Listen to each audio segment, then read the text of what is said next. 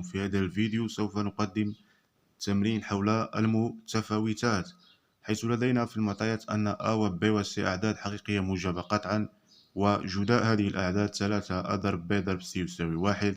والمطلوب منا أن نبرهن أن A زائد 1 على 2 أس 2024 زائد B زائد 1 على 2 أس 2024 زائد C زائد 1 على 2 أس 2024 أكبر من أو يساوي 3.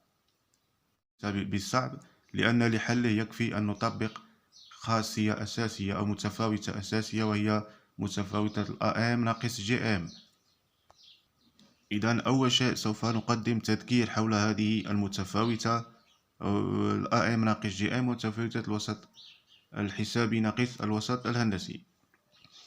إذا كانت A1 و A2 إلى AN أعداد حقيقية موجبة قطعا، إذن الشرط لكي نطبق هذه الخاصية يجب أن تكون هذه الأعداد حقيقية موجبة قطعا، فإن هذا يسمى الوسط الحسابي ونرمز له ب AM. الوسط الحسابي لمجموعة هذه الأعداد الحقيقية يساوي A1 زائد A2 إلى AN مقسوم على N أكبر من أو يساوي الوسط الهندسي نرمز له بهذا التعبير، هو الجذر من الرتبة N لجداء هذه الأعداد A1 مضروبة في A2 إلى AN، ونرمز له ب GM. وهذه المتفاوتة تسمى متفاوتة AM ناقص GM التي نستعملها للبرهنة على المتفاوتات. سنقدم مثالا: إذا كانت A و B عددين حقيقيين موجبين قطعا، فإن المجموع A زائد B لدينا هنا N هي 2، لدينا عددين حقيقيين في هذه هنا. إذن A زائد B مقسوم على 2 أكبر من أو يساوي N، لدينا هنا N هي 2. إذن جذر مربع للجداء، نقوم بعمل جداء بين A و B. إذن A زائد B على 2 أكبر من أو يساوي جذر على A مضروبة في B، ونستعملها في حل التمارين كما لدينا هنا. نستخدم خاصية AM ناقص GM.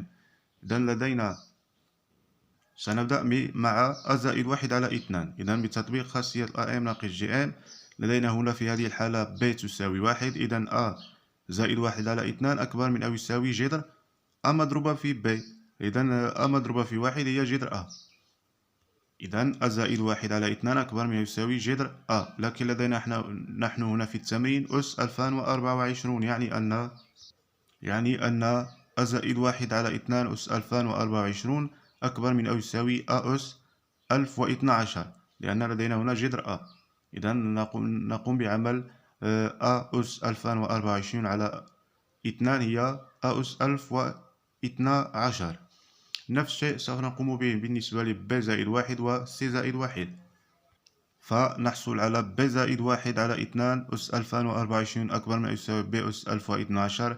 أيضا نفس الشيء بالنسبة ل C زائد 1 على 2 أس 2024 أكبر من أو يساوي C أس 1012. ولو قمتم بملاحظة هذا التمرين نقوم بالجمع: 1 زائد 2 زائد 3، طرف بطرف نجمع هذه المتفاوتات. إذن بجمع هذه المتفاوتات بطرف بطرف نحصل على A زائد 1 على 2 أس 2024 زائد B زائد 1 على 2 أس 2024 زائد هذا التعبير ل C زائد 1 على 2 أس 2024 أكبر من A أس 1012 زائد B أس 1012 زائد C أس 1012. ونحن لدينا في التمرين هذه الثلاثة، إذن يجب أن نستعمل هذه المجموع لنظهر هذه الثلاثة. ولأجل ذلك مرة أخرى سوف نستخدم تقنية AM ناقص GM بالنسبة ل A أس 1012 و B أس 1012 و C أس 1012. إذن AM ناقص GM بالنسبة لهذه الثلاث أعداد: A أس 1012 زائد B أس 1012 زائد C أس 1012 أكبر من أو يساوي جذر من الرتبة الثالثة، لدينا N هي 3، جذر من الرتبة الثالثة لجداء A ضرب B ضرب C أس 1012 مقسوم على N. هنا لدينا N هي 3، نقوم بضربها، نضرب طرفي هذه المتفاوتة في 3. إذن يجب أن نضرب هنا في 3. ولدينا في المعطيات أن الجداء A ضرب B ضرب C يساوي 1. هذا الجداء يساوي 1.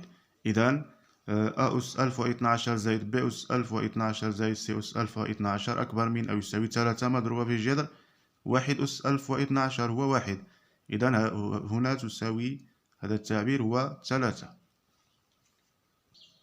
إذن هذا التعبير أكبر من أو يساوي 3.